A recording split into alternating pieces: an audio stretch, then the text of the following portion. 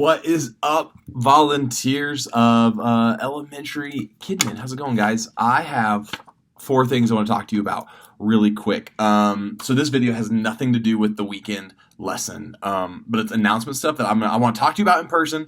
I'm going to give you a piece of paper that has all this information as well, but sometimes it's nice to just make sure I can clearly communicate it at one time and give you all access to this. The first couple things they're really important, but they're not like time sensitive. So kids camp for 1st through 5th grade is on the VRL calendar. Now, it's on the website. We haven't promoted anything. You're not out of the loop on anything. You're actually the first to know.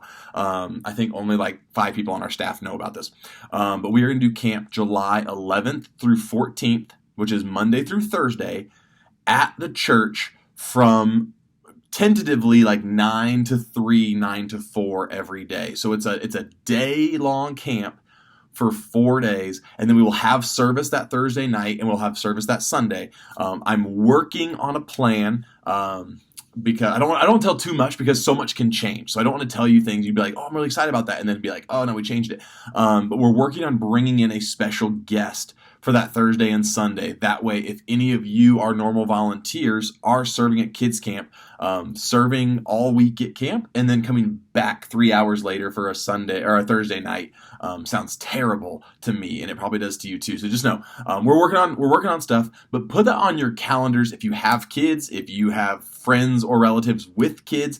That will be incoming 1st through incoming 5th. So basically, if they're in our ministry right now, they're able to go to camp unless they're 5th graders. They go to middle school camp, so they still get camp, just not our camp. To answer the quick question, I called 6 or 7 camps in our radius. No one has space. They filled up, and people last year paid gratuitous amounts of money to lock their space in, even though they didn't necessarily go to camp. And we just weren't willing to take that $30,000 loss. Sorry. So anyway, there's no space. Every single year, we are going to be calling camps and going, do you have room for us? But we said, hey, we're not going to do an overnight camp again, a one-day camp. Last year we did like Friday night and Saturday. I said, nope, I need more time. I want our kids to be able to go deeper. I want the relationships to be built and to be, deepened, if that's the word. And so camp's gonna be July 11th through 14th, Monday through Thursday. And then you come back to church on Thursday night, and not come back Friday, or come back on Sunday. So anyway, that's the first thing. Second thing, sooner than that, XP, March 24th and 27th. Just put that again on your calendar. XPs are big. That XP is about 3 to 4 weeks before Easter. So the whole thing is we're going to have kids invite their friends to XP, and then they're going to, at XP, they're going to invite back to Easter. I'm really excited. It is a choose your own adventure XP. And so as we talk about the choices that we get to make when following Jesus, and that following Jesus provides us with all these opportunities for adventure. Because again, we're talking to new kids who aren't familiar with church, with faith, with Jesus. We want to talk about all these amazing things that happen when you follow Jesus, but it's not always easy, but it is an adventure. Every service will be different. So we'll literally start the service and go, hey, you need to choose. Do you want to do path 1 or path 2? And if they choose path 1, we do it. But if the next service chooses path 2, we do it. So I think about like a family like Amy Jarvis, whose kids come on Thursday night when she serves, and they come back on Sunday, 8 o'clock. It will be different for them because there's like 5 different ways you can branch. So even if some of it's the same, some of it will be different. So I'm really excited about this. It's island tropical themed as well. So we're going to kind of like luau decorations. So that's way like it's the adventure. I think it's called XP. I think it's called Pick Your Path. But it's it's kind of themed out through going on this island, this jungle adventure and stuff. So I'm really excited about that. Put that on your calendar. Now to the most important thing. And the next thing was Easter.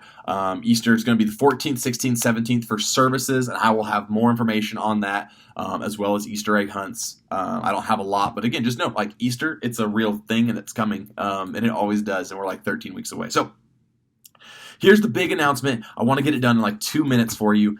March 1st is our tentative date for splitting up kindergarten and 1st grade, 2nd and 3rd grade, 4th and 5th grade. The way our structure will go is that we are hoping to have an opening small group in just your room. So just kindergarten, 1st grade, just 2nd, 3rd, just 4th and 5th, come together to the middle room for our worship and our story and a quick upfront game. So instead of being on stage for 25 minutes doing memory verse and doing game and doing this and doing that, we're going to be on stage for 5 minutes hosting. But we're going to be really intentional about it. But we really want to hone in on the small group time. Kids are going to come into less chaos, and then they're going to come. It's going to be quieter. Hey-o! They're going to come over, worship, have the story, play a game, go back to their small groups, go back to your side room here, or split up in the big room here for 4th and 5th graders, and then have another, finish out the small group. So you'll play a game in the you'll play a game in the opening, or you'll ask highs and lows in the opening.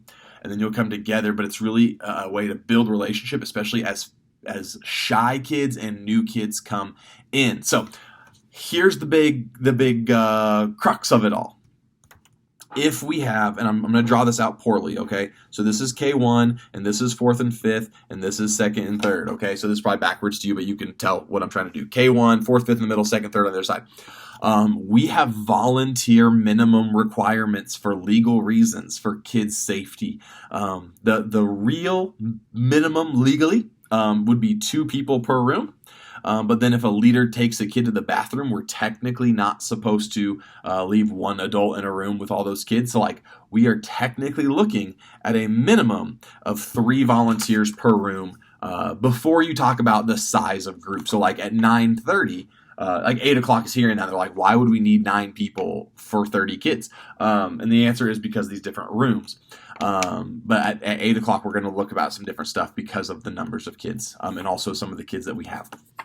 But at 9:30, if you have 40 K1ers, we need more than 3 people in there, so we'll adjust that accordingly. Why I say that is we are in a season right now of if you are around the wrong person when they sneeze at the wrong time, you now have to stay home for 5 days. And if their sneeze was real bad, now you're home for 5 to 10 days. And keeping that ratio of this is what we have to have for this to work, we are going to need to bolster our volunteer team and sub lists. So if you're going to be gone, we need to be able to fill your spot. And right now, our sub list is pretty bleak because even though we have some subs, they are often sick and they are often out of town. And that's okay. You're allowed to get sick. Did you know that? Hey, if you're sick and you're it's not COVID, I just don't feel great, just be sick, please.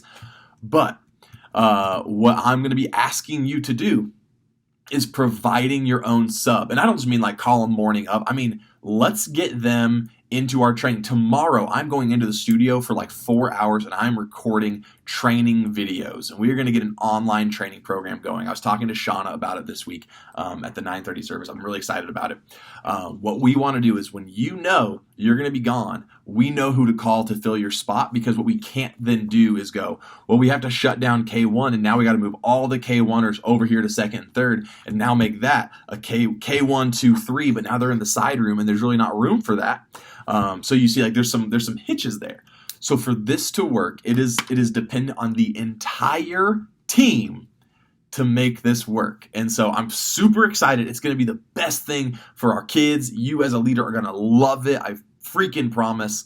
But that's what's going to need to happen. So I'm going to be talking to you about it on Sunday. On Thursday, I'm going to say, hey, have you watched the video? Have you watched this video? If you haven't, I'm going to say, let's watch the video. I'll say skip to the 4-minute mark. And then we're going to start talking about, man, who are our subs? We have a sub list with some names. We need to double, triple that sub list. And I'm not saying we need to double, triple our current volunteer base. That's crazy talk. But we do need to add a few volunteers, most likely. But also we just need to know, hey, if Trevor's sick, who's filling in for him? Hey, if Carolyn's sick, who's filling in for her? If Cindy is sick, who's filling in for her? And that way we know we can always be providing these strong relational environments for K1, for 2nd, 3rd, for 4th, 5th. Our small groups can reflect the age groups, the activities. work better. Hey, we can do older kids stuff with the older kids, and we can do younger kids stuff with the younger kids. So that's what we want to be doing. And so I'm crazy excited. Our goal is March. I say March 1st. I do mean the first weekend in March. I don't know what day of the month that is, but the first weekend in March. That gives us about 6-7 weeks to do that before Easter. It gives us like 2 weeks, 3 weeks to do it before XP. Like I said, it'd be XP with the 4th week. So anyway, I'm super excited about it. I hope you are too. So be thinking in your mind right now, hey, who is someone that either if I'm sick, they can fill in for me, or when my teaching partner is sick, when the other leader is sick, this person could come and serve with me. So it's like they can be your replacement, or they can be your sub partner. So that's what we're looking for. I want you to be thinking about that. And then you and I will work together on recruiting that person and go, hey, let's go get them now. Don't just say you want to serve kids. Go like, hey, let me tell you about what we're doing, why we're doing it. We want this for your kids. Here's why it's a good thing. It's why one-room schoolhouses are out and individual grades are in. And so it's going to be great. Have a great day. Have a great week. I'll see you Thursday. I'll see you Sunday. And we'll talk more about this later. But until then, guys, peace out.